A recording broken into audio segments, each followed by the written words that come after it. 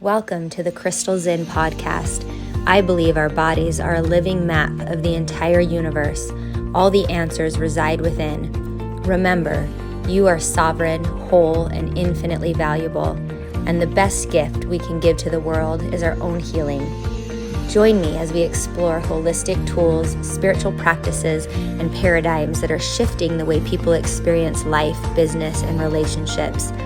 I love to share education on the most recent medical research and cutting-edge technology on anatomy, neurology, trauma, development, and more to give us a foundation in understanding how to align, utilize, and upregulate our physical systems. Ultimately, this podcast is a witness and support to people on their journey of remembering, an inspiration for all of us to keep going, and a reminder that we are not alone. So, welcome to the Crystal Zinn podcast. I'm super excited today. I have a special guest with me, Andrea Taylor. Welcome. Thanks. You guys, I'm really mostly excited because this is kind of uncommon for me, but I've been following Andrea online, and I don't meet a lot of people this way, like end up meeting them in person. But I think that's how I connected with you, and I just want to let you guys know that I've been following Andrea online, fangirling a little bit for a while. But it's kind of cool how that platform, for me sometimes, provides some really awesome in-person connections. So that's kind of my story. And then we did have a little bit of business interaction together last year. And so I just felt super inspired. In fact, I'm going to tell them this really quick, and I don't think Andrew knows this, but I was sitting at a play place in Utah County, and I was editing a podcast, and a girl leaned over my shoulder and started talking to me and asking what I was doing, and thought my podcast was so cool and followed it, and then said, we probably have a lot of common friends online, and your name was one she said. Really? And that's actually why I reached out. Oh. Because she was like, you must know this person, and you must know this person, and I follow this person and really love them. And I was like, you know what? I have been wanting to know her for so long. Oh, I love that. I love how we're all connected. Isn't that funny? Yeah, that's cool. So what we do first is we just tune in, and then we'll introduce you further and ask some cool questions, tell some cool stories. So stay tuned. But if you're listening and you haven't had a minute for yourself yet today, take the time now. If you're in a place where it's safe to do so, just close your eyes. And notice that first unprompted breath.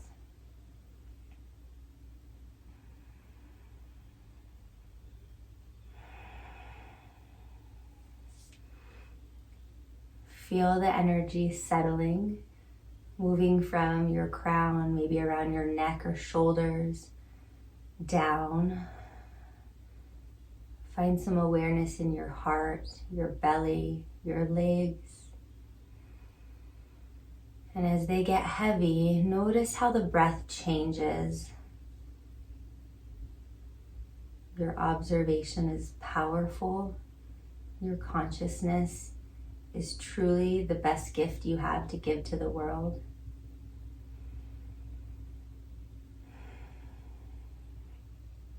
So we'll just feel the body parts that are pressing into the surfaces beneath you, whether you're standing or sitting. And take 3 of your own breaths there. What do I need to know right now?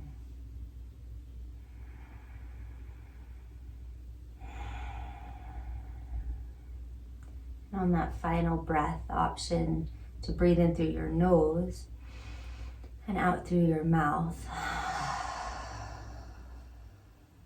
And when you feel ready, come back.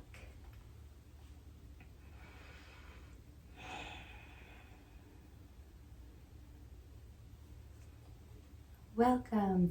Well, speaking of breathing, I know you just taught kundalini. I did. Yep. So I wonder if you would share with the listeners what you were inspired to teach today. Sure. Okay, so we did a Kriya, and I am always inspired when I do the classes. It's amazing to me how it just comes. I don't seek it out, it just comes. So, I don't know. Anyway, time after time, students will be like, that one was for me. Or I've been praying for this. I've been looking for help in that specific area. Or my liver's been giving me issues. And every single time somebody got what they needed out of it. So, I don't know who got what they needed out of it today, but we talked about the essence of self. So the Kriya was all about bringing your energy down into your heart and moving from a place of compassion, letting go of expectation, and being able to give and receive that love. So the idea is to not identify with the labels. You know, if I say, I'm Andrea, I'm a mom, I live in Draper, I am a wife, I'm a sister, I'm a friend, I'm a neighbor, all those things are labels. That's not who I am. So really boiling it down to who is the essence of myself, that's kind of a tricky question. So we sat with that for the last 45 minutes. Wow. Well, I'm getting something out of it now. So like that topic has been swirling around conversations for the last couple days. And I said to you just before, often we teach what we're processing, how we process it. So as I'm hearing some of the things come out of my mouth around that subject, it's also a good signal for me to be like, why are you saying these things? You know? Take them internally. Yeah. And that does make me want to just sit here for another hour and pull that apart. We won't do that. That's so beautiful. I'm sure so many people got something out of it, especially around this chaotic time of year. And you're like, what role are you playing in all of this chaos? Many. Yes. Many. Yeah. Well, so let's do a little bit of the role labeling then for our left side brains.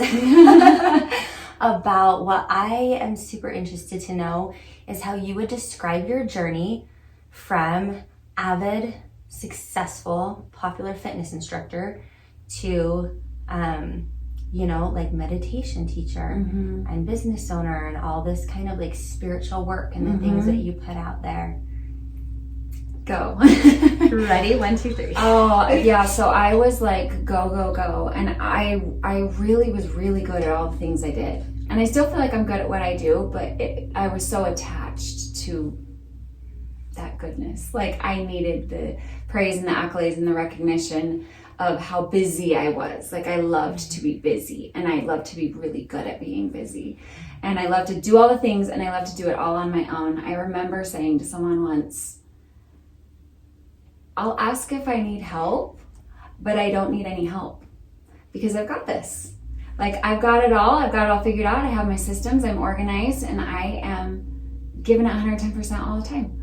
So I went from that for 20 years-ish, you know what I mean? Like all through my high school years, my college years, my early motherhood. And it came to a screeching halt one day.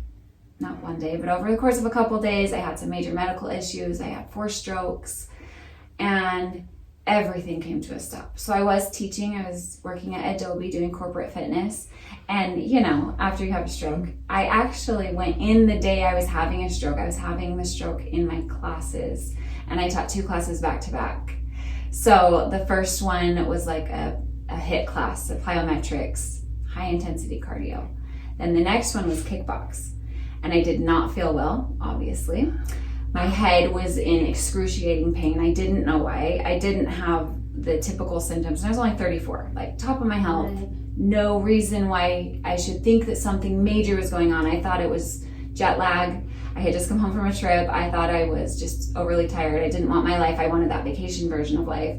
And then I also was having like a horrible migraine, maybe the worst migraine of my life.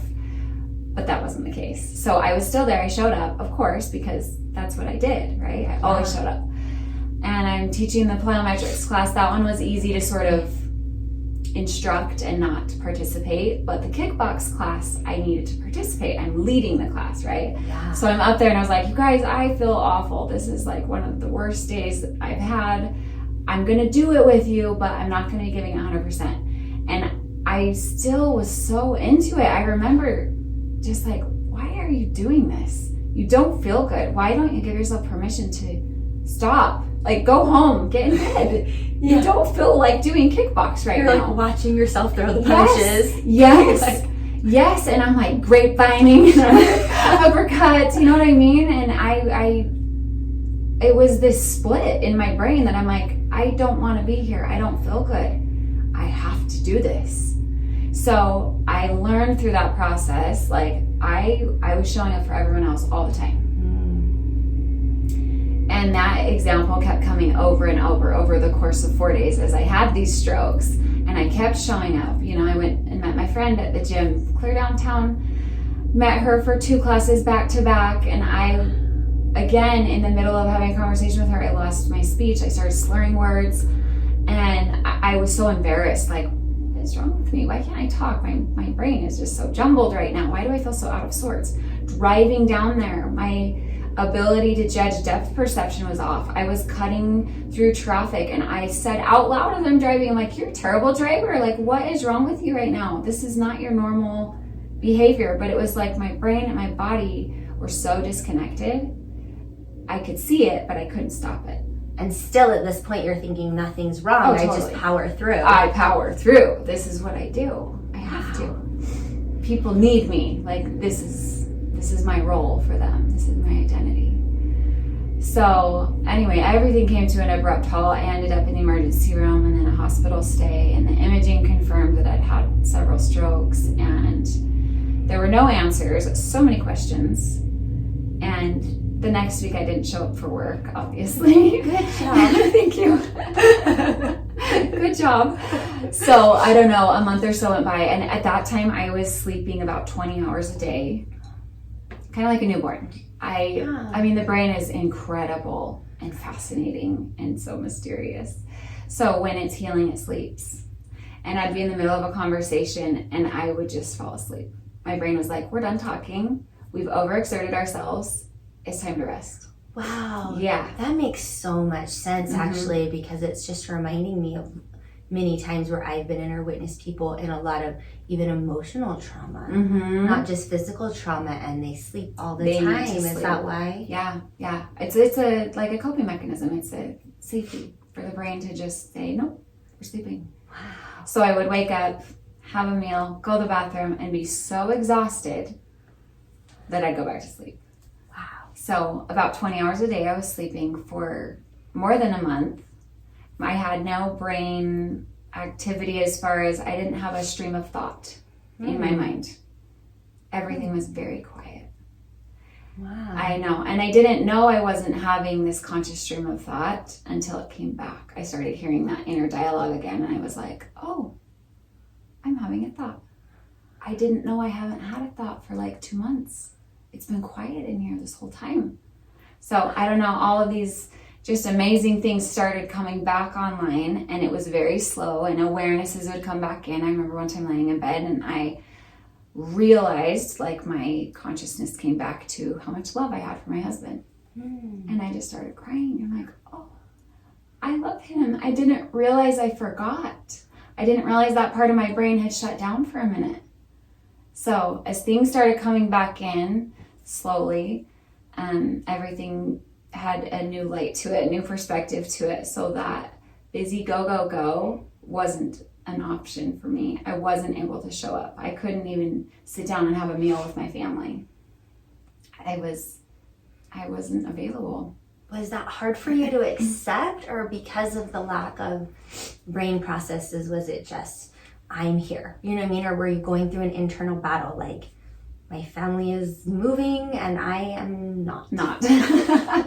It was a little bit of both. Mostly I wasn't available to process it. So I think that was a gift. I think I was able to just really settle into healing. But there were moments that came up that I was aware of how much I was missing out on. You know, little moments like my cute son was just a 3rd grader and he came in my room and he was wearing my clothes. No one was helping him get ready for school. No one was doing his laundry. I'm like, what are you wearing? You wore that to school today? Yeah. And so moments like that would happen where it's like, oh no, I'm not doing my job. And he needs me so much that he chose to wear my clothes. He wants me around him, you know? So moments like that would happen, and it was hard. The holidays came and I knew I couldn't handle the chaos of a family gathering, the noise, the lights, the emotions, the energy. I just couldn't do it. So I sat at home and I cried and I cried and I cried. And I remember texting a good friend of mine who's one of those friends that lives very far away, but our hearts are very connected. We've never lived in the same state. And I was like, am I going to be okay? I just need you to tell me that it's going to be okay. And I just broke in that moment. But I had mostly rest with the occasional moments of like, oh, how am I going to get through this? Yeah. This is hard. Yeah. Wow. Yeah, it's like a death. Mm-hmm.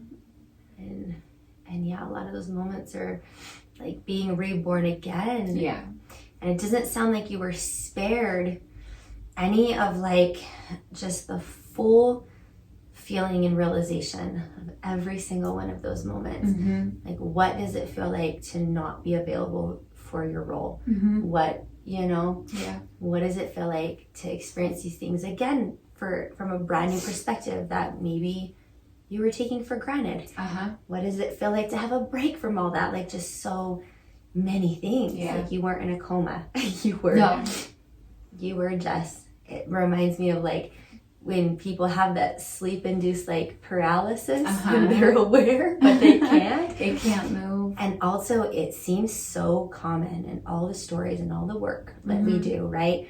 That is a very common way for your God or your universe to just have those come to your soul moments. Yes. Of like, we're making the unconscious so conscious. Yes. You can no longer ignore it. Mm-hmm. And what is going to come after is going to be a new birth. Yeah. It's so powerful. Yeah. So many lessons. Wow. Yeah. For a long time, I felt like my body had betrayed me. I was at my peak health. I was young and happy and active and doing all the things, right? Like checking all the boxes. I was amazing. I ran an entire program for a multi-billion-dollar organization. Like, it was huge, and there were thousands and thousands of women in my program, and it was international. I was so good at it, and I stopped doing that job right before my strokes. And I wonder sometimes if that, I mean, obviously it was divine timing, but I wonder, like, that loss of identity, because I was so attached to that label of being in charge of that program, and it was such a joyful, prideful thing for me to have those connections and the purpose and the meaning and all of the growth behind it and stuff. And that ended, and then my strokes came, and then it was quiet. So quiet for so many months. And then the healing was about a year long. I was going to ask, all the lessons. Well, I'll interject this little fun fact. My podcast used to be more all about anatomy and connecting those things, because that's my specialty. Is it? And in energetics, when you tie those teachings in with anatomy, your blood, like the flow in your body, it represents the deepest essence of who you are, your blood or cardiovascular system, like what's coming through from the inverse of like what you taught this morning, right? Who I really am. And then because it flows and it's in a moving vortex that creates, heart coherence and torque, it is your life energy flow. So whenever we have embolisms, right, or a blockage or a breakage in that, it very literally and metaphorically is about a life path switch. My brother went through that. He had a pulmonary embolism at one very huge transitional part of his life as well. So I don't think it's a coincidence. And I have a lot of beautiful energetic teachers who, do the body code and things. And I know you probably know a lot about that too. Yeah. But that was fascinating when you said that about how your work and your pace changed, and then it was quiet. So how long, you said a month that you were deep into the sleeping like a puppy, like a baby? Yes. That was me. How did you come out of it? Slowly or very slowly? So I had a chronic migraine. And if like your neurons are firing, and it's like a zap, mine were like connected and they wouldn't let go. And that migraine lasted for more than 6 months. So during that time, I just wasn't capable of doing anything. Like I said, lights were too bright. I couldn't be in front of a window. I couldn't be out in public. I was wearing earplugs all the time because every single sound was overstimulating. So my brain was just on high alert. And then also like, okay, enough, let's go rest. Go back to your room, go back to your cave. And that's depressing, right? Like, you need connection, you need people, you need purpose. And so on top of not feeling well and having this chronic migraine and being overstimulated, my nervous system was just frazzled and fried. I also was feeling very depressed. And then to have some major medical issue happen for no good reason, which we know, there was obviously a very good reason for it, and I think it was all part of a beautiful plan. But for no one to be able to explain to you why, that creates intense anxiety. So I was just waiting for the next major issue to come up. So I had a lot of stuff happening. And yeah, it was a very slow learning, uncovering, relearning, and digging into things for about a year after the strokes. Okay. Yeah. Wow. How did your family fare during this? Like, how did that work logistically? Yeah, they are amazing people. And I'm talking, my husband is just incredible, so supportive. He did what he needed to do. He had to work because I had hundreds of thousands of dollars in medical bills. It drained our savings. You know, we got to a point where we had $5,000 left to our names, and we're waiting like, okay, now what? And I need heart surgery. I needed heart surgery at one point. Okay, I think that is one part of your journey I did see, and I was wondering about that. Yeah, so it would have been a pulmonary embolism had the blood clots stayed in my heart. They would have pushed out through my lungs. Oh, okay. They went into my heart, and there was a hole in my heart that's common. It's called a PFO. I think like 25% of the population has it. Yeah, it just doesn't close at birth. But because of that hole, the blood clots went through it and up into the carotid artery into my brain. Oh, that way instead of... Oh. So because that happened, because there was that hole, if I developed more blood clots, I could have another stroke. So they wanted to go in and do surgery and close that up so that it would eliminate the possibility of a stroke happening again that way. So yeah, they went in, they did all that. But my family was incredible. To answer your question, my husband kept working. I had a few really amazing friends show up that I wouldn't have thought they would be the ones to show up, but they did, and I'm so grateful. Like angels, you know? Not the person who I thought, and this isn't to like point fingers at like who should have been there, but it was just a miracle to me at who did come in. Yeah.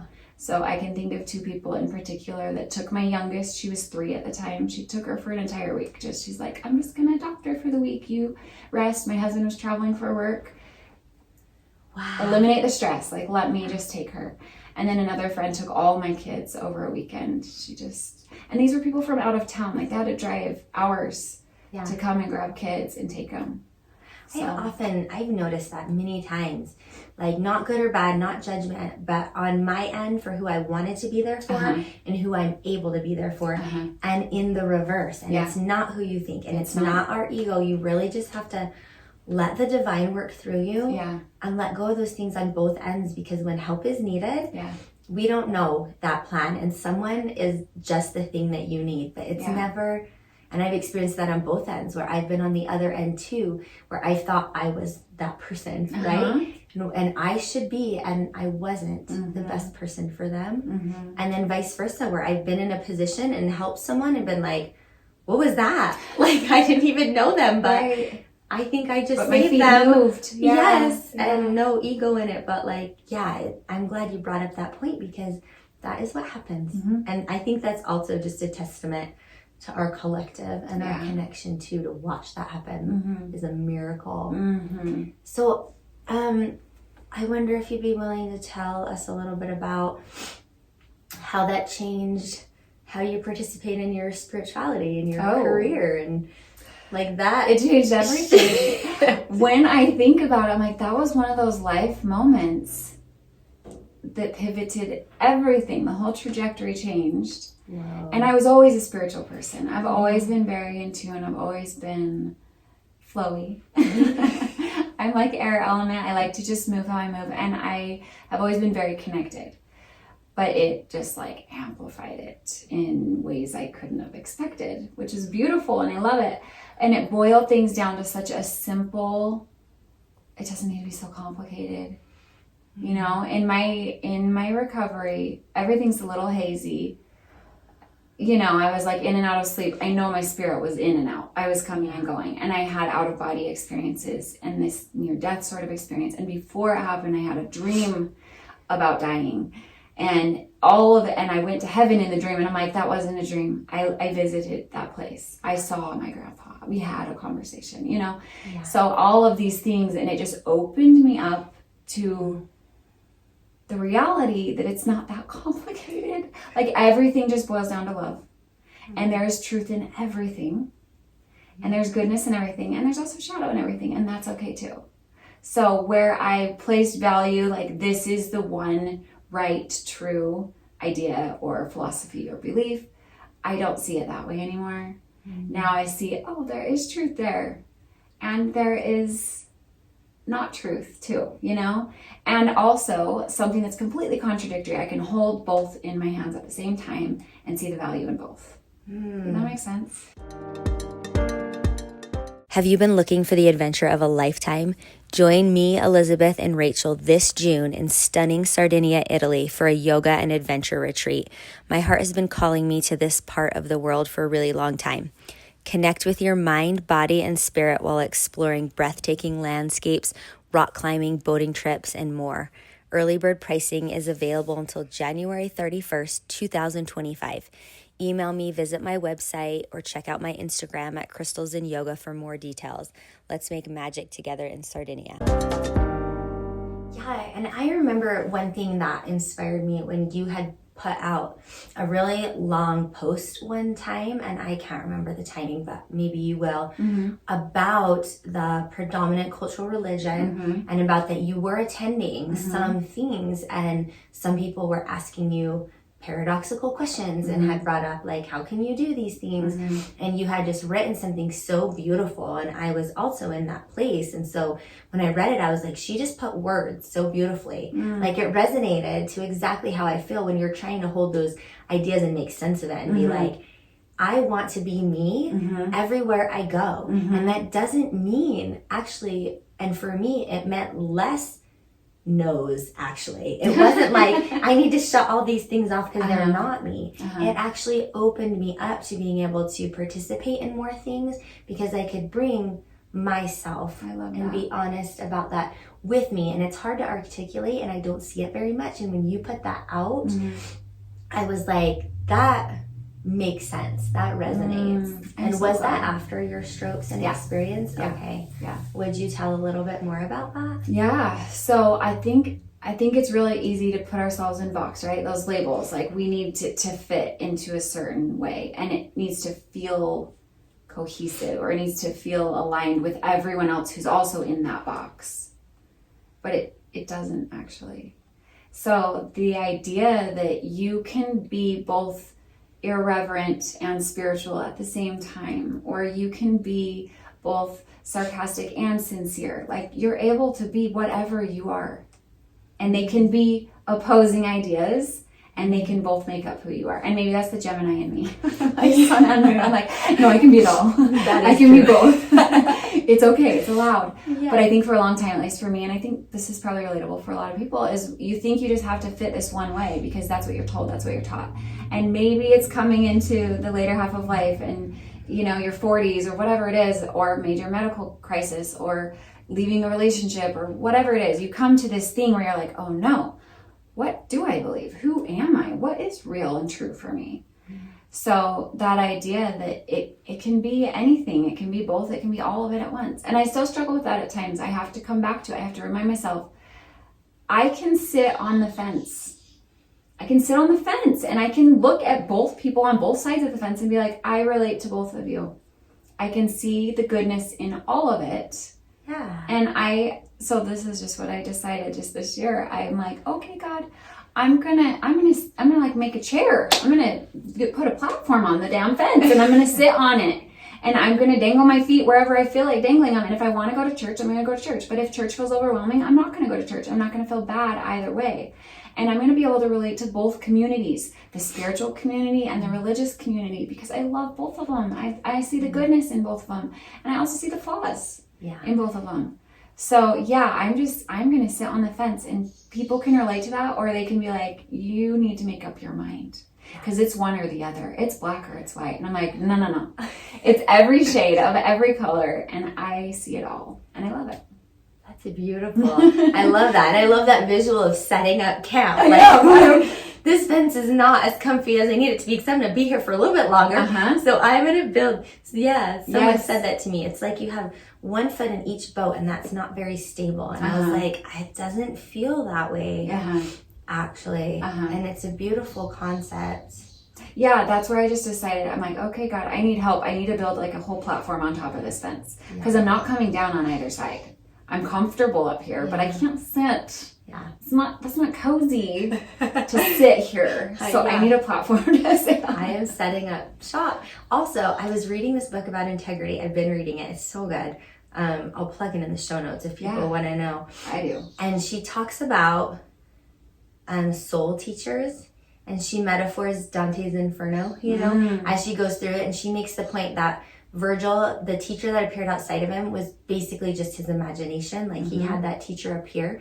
But the idea about soul teachers, and as she's dissecting it, is that so there's a difference between people who are uncomfortable in society and just quirky and just there to cause trouble, right? And that's different. But an actual soul teacher does possess a lot of those qualities where they don't conform to the community or they don't uphold like whatever standards in whatever community that are like unspoken. Like, you know, the emperor's not wearing any clothes. Like we all know this is going on, but we don't speak to it, right? Like you're saying, I'm in a lot of pain and you make a joke about it. And we all kind of culturally know that we let you bypass that. And because we all kind of bypass it and go, yeah, you know, but you're fine. But the soul teacher would say, you know, there's a lot of pain in that. Why are you saying that? So not only in community and what you're saying, but like in action, you know, like Jesus, they don't like follow in the lines of who you eat with and where you go. Or like, it reminds me of what you're saying, where you're like, it is very culturally appropriate to pick a side and have that mean something about you. And then also have that mean something about how you view and treat and think about the other side. And so you're basically saying no to that. And both sides do it. Have you noticed? Absolutely. Both sides do it. Like, I'm in and I'm all in and I want to talk about the people who aren't in because they feel bad for you. And then on the other side, I'm out and I'm all out and I want to talk about the people who are still in because I feel bad for them. They're still in. Exactly. Yeah. It like grates on my soul after I've had some of these experiences too, which is like, it is about love. I heard this beautiful woman on a podcast say there's 4 stages to love, but I actually like 3. Like to me, it seems like there's 3, which is like, I need you, I need love. And then 2, kind of an awareness where it's like, well, I'm using that partner as a mirror, right? Like I'm using this relationship or whatever it is, or my kids, you know, wherever love shows up as a mirror and a learning tool. But then the 3rd stage is, I am love. Like all there is love. Yeah. And that feels like the place where you can no longer sit inside those containers. Yeah. And it sounds like that's the experience you had. You know too much, you felt too much. Yeah. It would be out of integrity and you can't even participate out of integrity anymore. Yes. Oh my gosh. Yes. Yeah. Yeah. I see it as like, we're all trying to just get back home, whatever your version of home is, right?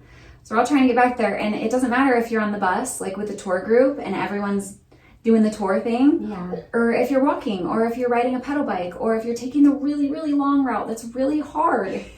You're all just trying to get back home, and we're here to support each other in getting back home and not judge each other for what route we're taking to get there. I love that. Yeah. So what does that look like in your like work?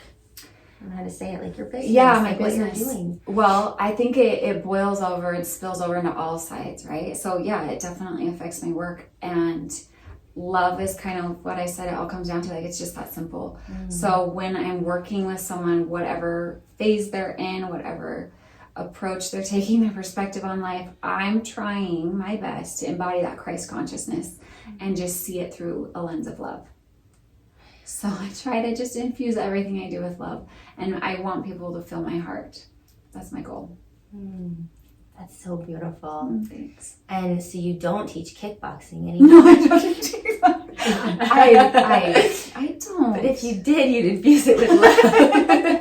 It would be so loving. Yeah. I wonder what it would look like now. Yeah, I haven't taught it since that day. So you mostly, what it looks like is like your coaching and your private clients and kundalini. Yeah. Which is beautiful. Yeah. and events, retreats, like just experiences. Like I want people to feel, I'm allowing, creating a space for people to have an experience and not taking ownership of what that looks like. And I'm not attached to their outcome or even my own. Yeah. It just is what it is. And I want people to have the opportunity to feel something. Yeah, and not dictating how they get there. It's just... Or what they even believe. Like I'm using enough vocabulary variation that it's relatable to everyone. And that feels good. That's so cool. Yeah. It feels very sovereign, right? Like very teaching by embodiment and co-regulation. And that's something you mentioned how much you love horses. I think you do a good job from what I can see from my perspective. So take it or leave it. But thank you. I know you mentioned you like horses. I do. And that is their guiding principle. They teach by co-regulation. Because it's one thing for us to tell, right, to spew it out or teach, and we know that in parenting, right? And so, but it's another thing to embody that, you know, don't get upset about this. Think of things this way, but then when you live it, like you're doing and you're facilitating right now, that is a more powerful teacher, don't you think? Oh, yeah. Have you seen a change in your parenting and your home life? 100%, yes. And I love it. It's all for such the best. I probably could have gotten here through experience and years, you know, like I'm an older mom than I was then. I love the mom that I am. I am still learning, and my kids are very patient, and we're both teaching each other as we go, but I feel so good about how I'm letting them take ownership over their choices. I'm supporting them. I'm providing them a safe place to learn and fail and try again and keep growing. So I feel really good about where I'm at with parenting, and they are good people. I feel so lucky that they're mine. That's so cool. Yeah. I was wondering who you recommend Kundalini to.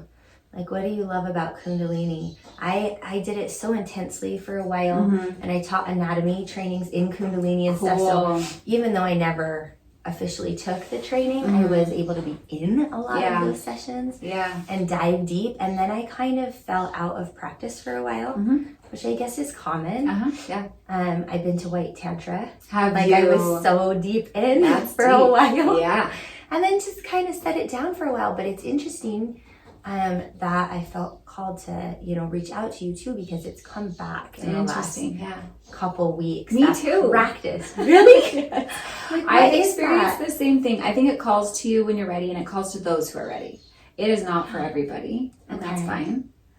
It's weird, right? Like it's different. It's not what you think of when you think of yoga. So if anyone hasn't practiced it or seen it, it incorporates so much. Like there's so many aspects to it. You're doing hand postures, body postures, breath work, your eye focus. There's mantras, there's meditation. There's just so many moving pieces, and it definitely correlates with the anatomy. Like it is doing things with the hormones in your brain. It's releasing things. It's regulating the nervous system. So there's just so much going on. And I think a lot of people aren't there, and they're like, no, I just want to get a workout. Like I just want to stretch. I want more flexibility, or I want to just relax. I want something mindful. But Kundalini is intense, and you have to really trust that the intentionality there is doing its job, which I believe it really, really is. Yeah, like how would you like describe or explain like what it's for, like what it does, like what it brings to you? Like why would someone practice it? Yeah, I think it is rising your energy to the divine, to heaven. So we are stuck in our root all the time. Like we're worried about food, money, shelter, sex, like it's basic needs on Maslow's hierarchy, right? We're just constantly in that low mud of earth. Like we're just here, we're on the earth, we gotta survive it. But it's stepping outside that and moving up, and then building the confidence, and then being intentional and being creative and coming into love, and then learning truth, and then moving up into our intuition and trusting that intuition, and eventually connecting with the divine. So I think Kundalini is this technology. It's ancient. It's been around thousands of years. And it is the process you can use, among others, that help you to rise up out of the mud into the heavens. That's beautiful. That's really well said. Thank you. I've always thought of what to say about it. And I've always like been in my body and been like, what is this doing for me? And I think that's so beautiful, because for me, I think it just allows me to access more tangible like time and space during the day, like in an elevated mindset. And so like on the ground, I find myself saying things like, I can handle this better, or I have more capacity, or I understand better, right? So those are some of the tangibles. But that's why I was like curious, like, why am I called to this again? And I think it is because I have spent a lot of time learning and the minutia and moving through emotions and grieving and healing some things, you know, and looking at some internal patterns. And I think that may have taken boots on the ground, and maybe I had forgotten, or maybe it just wasn't part of my awareness in the time, and now it's accessible to me again. And so those things start coming back in, like, all right, we worked some of this out, let's draw it up again. It's fascinating. But Kundalini is something, you know, every practice and tools has its story and its pros and cons, right? And all of the things around it. But that is a practice that I'm like eternally grateful for. And I think we'll always, I'll always have it as part of something, even if it's just like a kriya or something. So that's cool. Do you feel like that helped heal your brain? Yeah, actually, I heard the term sound bath, and I had never heard it before. I didn't know what kind of bathing that was, but I knew my brain needed that washing. Okay. So it was like an intuitive thing. I'm like, sound bath. Yes, that will help my brain. That will help heal me. And I went to the studio I teach at now, and I just said hi. And I didn't do yoga at the time, right? Kickbox. Oh, okay. I went in, I'm like, hi, do you do sound bath? Whatever sound bath is. Do you do that? They said, yeah, actually, there's a class starting in 5 minutes downstairs. It's called Kundalini Yoga, and they do a mini sound bath at the end. And I'm like, cool. I'm in.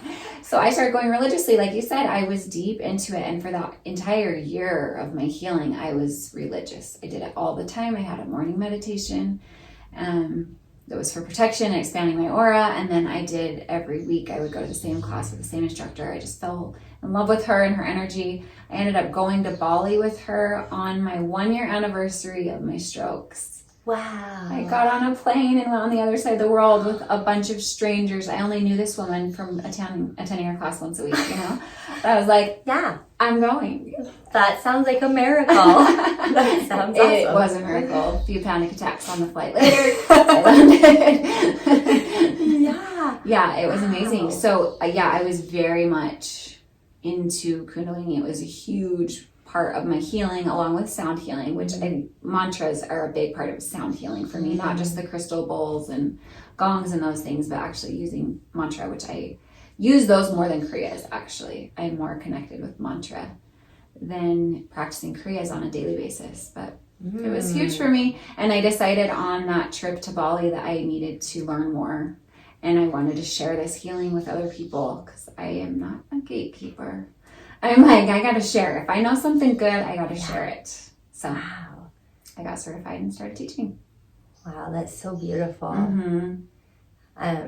If you're up for it, there's like 1 or 2 more subjects I just love to hear you share and your thoughts on. And one is kind of what we were talking about before, where I know we have a lot of similarities and lots of people identify with people pleasing, right? And that comes up in this integrity book, where it's just about, are we able to discern our unconscious motives in everything that we do? Tough. And it's just a beautiful journey. No good, no bad. There's no judgment around or anything wrong. It's just like looking at some of our programming, taking a closer look, like trying to figure some things out. And I wonder, with this idea, because you're a teacher and facilitator and always have been, and a mommy, this paradoxical idea of not gatekeeping and obligation, and I want to say it that way because it's a little charged, to share or to uplift the vibration of the earth or your purpose or all of that, versus kind of like an overgiving and exploitation or a people pleasing. And since you've had some texture, you know, in those subjects, and you can take a minute to ponder on it if you want, but that's something that I'm kind of moving through and pondering on as I've been healing some part of the people pleasing aspects. But then also not swinging the pendulum so far that it's a gatekeeper and it's sovereignty and it's about me and I won't help, right? And then swinging the pendulum to the other side, which is like, well, I do have this obligation, right? And when my cup overfloweth and I'm lit from the inside out, that's just naturally going to overflow. But, you know, where is that on the spectrum? Not that there's a right way to do it, but maybe you have some thoughts about like signs and symptoms of when we're going too far one way. Yeah. Or the word balance comes to mind for me. Like, it's not right or wrong, it's balance. And taking out the ego, which does serve its purpose. I love my ego for what she gives me. But also, I remember being taught in kundalini, like, there's this thing you're supposed to say before you teach. Like, it's not about me. I mean, it says, I'm not a man, I'm not a woman. I am not myself, I'm a teacher, right? Okay. So, like, I'm not all the labels. It's not about me. If I'm just supposed to share and be a teacher, then it's about the teachings. It's about just helping others.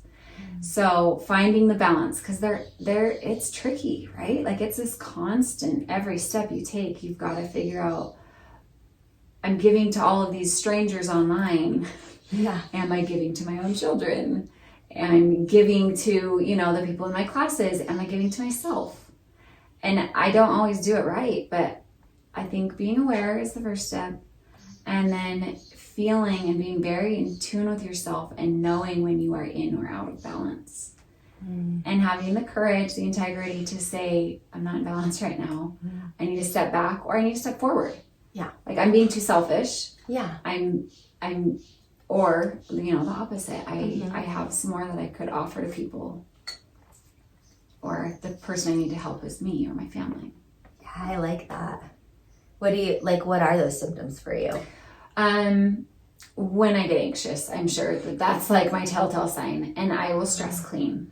Okay. The cleanest house you've ever seen, because I'm just like vacuuming, stress vacuuming, wiping the counters. So I notice physically when I am at peace, I don't feel the need to start being busy and occupying my hands with some sort of like mediocre task. Wow. Instead, when I'm in balance, I'm like, oh, I think I'll take a soak in the tub, you know, or I think I'll sit down and watch a show with my kids. It doesn't matter if there's crumbs all over the floor, or if there's a spilled mess still sitting there from breakfast. I want to give my kids this presence. I'm going to sit down and have a conversation with them, you know? So yeah, the symptom for me, it shows up as anxiety, and my brain just feels frazzled. Wow, that's really relatable. I like that. I think I noticed that also in myself. I resonate with that. And I notice anger. Oh, yes. Sometimes. Yeah, I have said I'm addicted to that emotion. Yeah. Where I'm like, what? And I spend some time being like, well, anger is a message for me of what? Something I haven't witnessed. Sometimes it's grief and sadness, but I think sometimes it's just that. It's just that feeling of lack of control or peace. And so then anger also covers up my fear of control. So it's a very superficial emotion where I usually have to be like, what is this about? But it's definitely a sign that something's out of balance. Like I was telling you, another one I have, and I bet hopefully the listeners can think about what that is for them.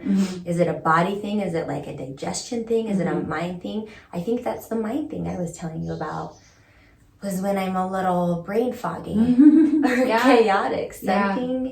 Something's off, out of balance. Something's out of balance, or, you know, the compass is shifted off of my value list or something. Yeah, true north.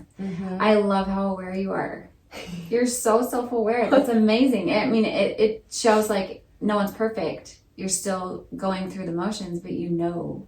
Yeah, but you can watch it. You can watch it. And then the hard part is not judging it and beating yourself up for it. Yeah. So self-awareness comes with a blessing and a curse. Because sometimes I just think, wow, ignorance was so much bliss. It rings true, right? There's a lot of just happiness and not knowing. Yeah, but that's such a beautiful answer. Thank you for answering that for me. I love those thoughts. And I think the last thing sort of I was pondering on, you can say more after this, but is the parenting aspect. Because I've seen you share quite a bit about parenting, and I just loved that, because I just, I realize that's a temporary role for me, and so I will move through that, hopefully appropriately, and be aware through it. And it's something I just love diving into sovereignly and appropriately, but I feel so much passion and attention for it. And so I love hearing how other people find these like gold nuggets or ideas in parenting. And I'm curious, like, what has been the most powerful learnings, you know, based on your journey and what you've taken into parenting? Like, maybe you could give me some examples of things you do with your kids now that you didn't do before. Okay. Or just ideas. Well, I think the awareness in general, like helping them to identify, what are you feeling? Why are you feeling it? Where is this coming from? Where is your heart? Like helping them identify their emotional intelligence? Yes. Oh yeah, emotional intelligence is huge to me. And taking ownership of it. Where before, I think it's really easy for us when we're unaware to just be like, oh, this is happening to me, or I'm the victim, or all the other people. So that has shifted, like taking accountability, having awareness, making shifts when appropriate. And then also, I've really started incorporating like your mindset around things and how you're attracting and creating the life that you're living based on your thoughts, your choices, your actions. Wow. So how old are they? Are they receptive to They that? are receptive, yeah. Okay. So they're a little bit older. I've got 16, 15, and 9, almost 10. And the 16-year-old's almost 17, yeah. So they're all getting older, 2 high schoolers, 1 in late elementary. They are so wise. Like the things they say. I mean, when my youngest was tiny, I remember tucking her in one night and she's like, what is this? What is this life? She's like, it feels... Her explanation, like her ability to articulate it, she's like, it just feels like we're Barbies, like we're dolls down here. And I'm like, yeah, we totally are. We're playing house. Like this is all just kind of pretend. Like we're just pretending our way through life and like having these experiences, and it's part of something way bigger. This is just a little thing we're doing. It's like a game we're playing, you know?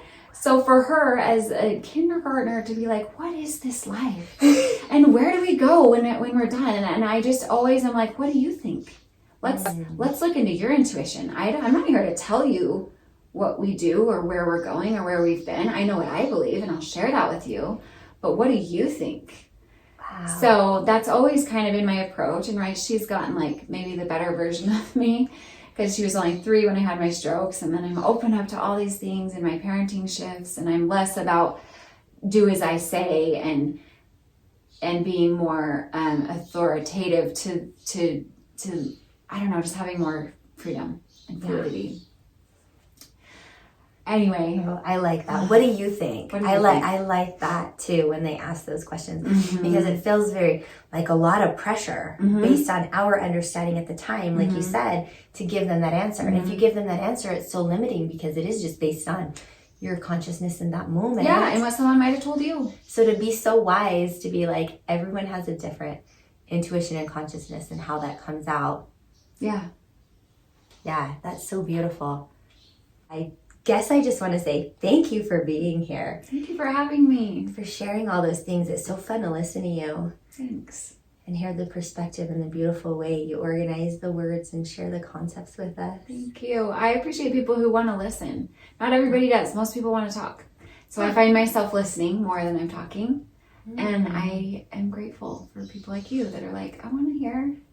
Yeah. What do you have to say? What do you think? I want to know more. Yeah, no, I really do appreciate it. Thank you. Like we do with our kids. I think that's just really such a huge, purposeful act of service we can do in this world. And I find that when I need to be witnessed, I have people I can call, but also I can do that for myself in my practices. Do you feel like that? Yes, that's beautiful. You can kind of fill yourself up. And yeah. I know. I was just talking to a student about that. I'm like, I need to be alone. Like, there's just some part of me that needs that alone time. So I think that for me is that, filling my cup and witnessing myself and being my own friend with myself, spending time with myself. Yeah. You need that so much, especially when you're working and teaching as much as you are right now, because you show up and it's just like, you know, a lot of giving. Give. We need this from you. Yeah. So thank you. I'm glad it was helpful and fun for you too. I wonder if you would verbally tell people how to find you or anything exciting that's coming up that you want them to know about, and then I'll put it in the show notes. Okay. So my Instagram, One Creative Life. You can find me as spelled out ONE, One Creative Life. My company is 108, which are the numbers 108, and that is a spiritually significant number. So that's why I decided to name my company 108. 1 represents truth, the 0 represents complete, and 8 is infinite, right? So I like to share just spirituality and mindfulness and meditations and healing. So my company is all about sharing those tools for healing and how to come home within yourself. So I've got my Instagram, I've got my website, 108-meditate.com. I have a whole line of products and practices and different events and offerings. I don't have anything on the calendar right now. It's the holidays and I'm resting for this winter. I love it. And that feels good, right? So to go good. within. So, but I do teach every week at a studio in Lehigh, Brick Canvas. So if you want to come try kundalini, you can practice with me every Tuesday morning at 9. I would love to have you come sometime. I was going to say, almost came today, so if they go, they might see me there because I'm ready to, I think, come back and practice in the community. Yeah. Oh, yeah. The community there is my really life. great. I do love, I love teaching there. And it's powerful to be with other people. So if you are going to try kundalini, if That you're is local, come to her class. Yeah. So they say it's amplified by the number of people practicing. So 1 times 1 is just 1. But if you're practicing in a room with 10 people, 10 times 10 is 100. Whoa. Yeah. I didn't know that. Yes. Okay. So that's why we practice in community with kundalini. I have felt that, but I didn't know that. Yes. Yeah. Okay. Yeah. Well, thank you for that. And until next time, you guys know where to reach me, crystalzinnyoga.com and Crystals in Yoga Instagram. I'm also just loving the theme of the descent and Anana and the solstice. And so we will not be doing anything on my horizon just yet. But if you want to connect, reach out. If you have good referrals for people being on the podcast, reach out. And the only thing I have on that I want to start plugging on here was we're going to Italy in June. Fun. So that is good timing for my brain. I'm going with some of my beautiful friends. We're facilitating Rachel and Elizabeth. Elizabeth's a birth doula. Cool. And I'm taking her birth doula training this year. So I have lots of referrals and references to send you and good things if you want to reach out. That'd be amazing. If Italy calls to your heart, I feel like it really needs to be like I'm meant to be on that soil and be doing work there. We're going to the island of Sardinia. So I'll start plugging that in the middle of my podcast. Cool. But there's your little announcement. So amazing. Thank you, Andrea. Yeah, thank you. Namaste. Yeah, namaste. Thank you for listening. Connect with me on Instagram at Crystal Zinn Yoga. Subscribe on my website at crystalzinnyoga.com to receive tools and practices for your holistic journey and to be the first to know about offerings, workshops, trainings, and retreats. We live in powerful times that require courage, bravery, compassion, authenticity, community, and grounding. You're not alone. Check out my free content, classes, and meditations on YouTube under Crystal Zinn Yoga and have a beautiful day. Sat Nam.